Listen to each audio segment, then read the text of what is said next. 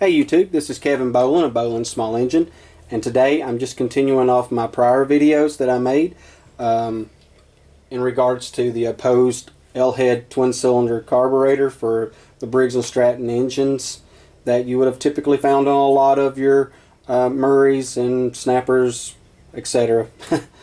What I'm going to address at this point, guys, is the fuel pump. Okay, there's been a lot of questions as to how these pumps are potentially put back together. So without further ado, I'm going to sit down and I'm going to show you guys how these pumps actually get put back together on these carburetors. I want to start off by telling you the first thing you want to do is make sure you have all your parts. Okay, these springs are an absolute must. Okay, if you do not have these springs, then you're just wasting your time completely. So bear that in mind, guys. You want to make absolutely sure that you have these two springs. They're your valve springs for your pump. Okay, starting off, and I want to make sure that I have this in camera, guys, which it appears that I do. You want to apply just a little bit of lithium grease to these springs that I'd mentioned. I'm going to move the carb temporarily, show you the springs, and all I'm doing is just applying just a little bit of lithium grease to them. From here, guys, I'm going to take this small spring and I'm going to apply it straight onto its boss inside the carburetor.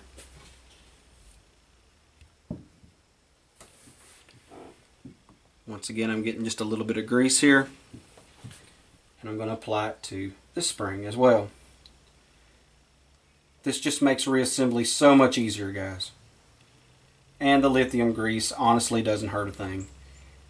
It gets broke down along with the gasoline and it doesn't really clog up anything, contrary to what people will tell you. It really doesn't hurt a thing. Okay?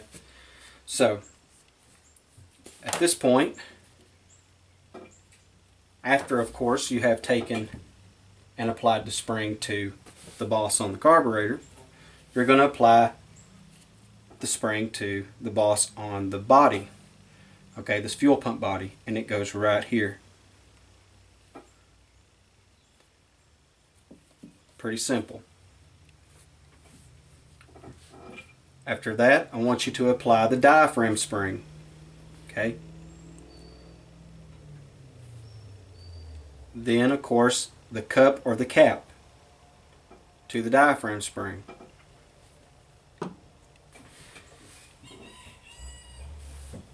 After that, it's a simple matter of getting your new diaphragm. In my case, I'm just reusing the one that would have came with the carburetor and applying it. Now what I like to do, guys, when I'm applying this gasket is you can take a little bit of lithium grease or oil. Now in honesty, I actually prefer oil, but I don't have any actually convenient on my workbench, so I'm just going to use just a little bit of lithium grease here.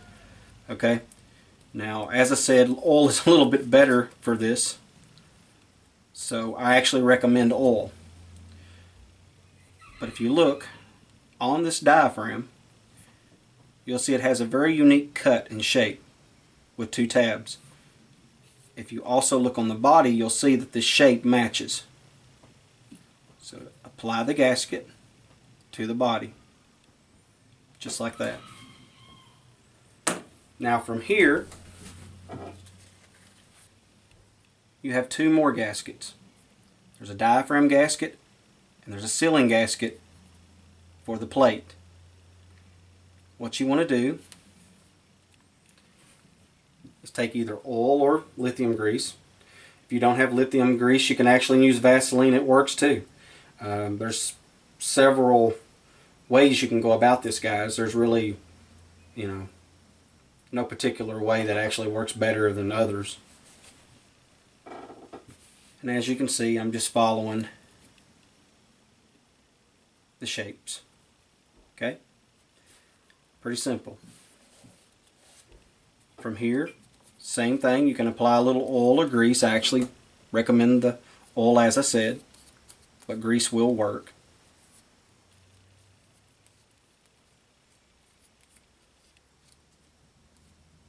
We're going to apply it Just like that. Fairly simple concept. Now here's where it gets a little tricky, guys.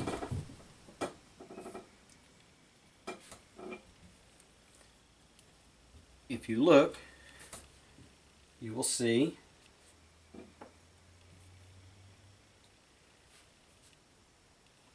that this plate actually has a groove in it right here and right here. That's for this to be able to lay down straight onto the pump body. Okay, so I'm just going to hold my fingers over this and I'm going to tilt this over and you'll be able to see. Okay, pretty simple. There's no room for error here, guys. You want to make absolutely sure that this spring is on the boss. Now what I like to do is put just a little thumb pressure right here, or finger pressure if you will. Flip it over and apply it straight down onto the carburetor, like so.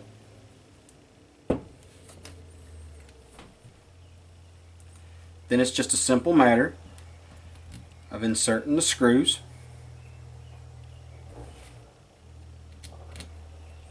that retain the fuel pump.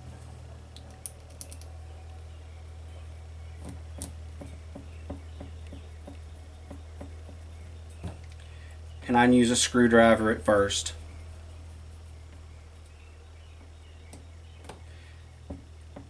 But we're going to speed this process up by simply using a socket and ratchet. It's 1/4 inch drive, guys.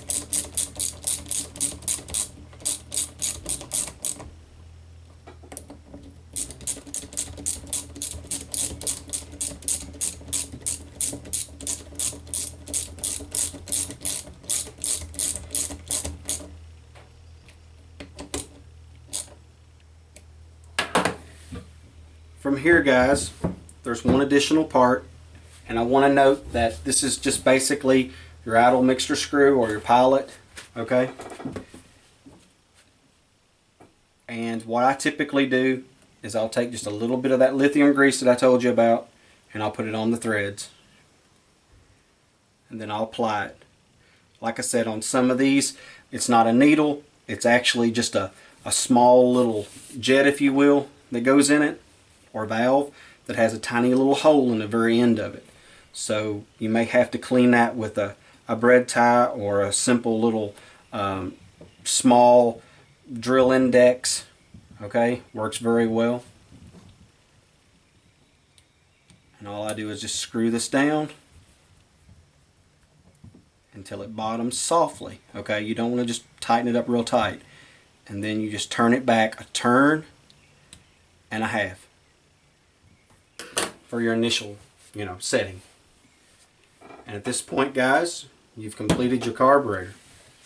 I will note that this is your impulse line, guys, and this is your fuel line. I have seen people make the mistake of actually putting a fuel line on the impulse side and then taking the impulse line and putting it on the fuel side. That is a very bad idea. You will fill your crankcase up very quickly. Okay? So don't do it.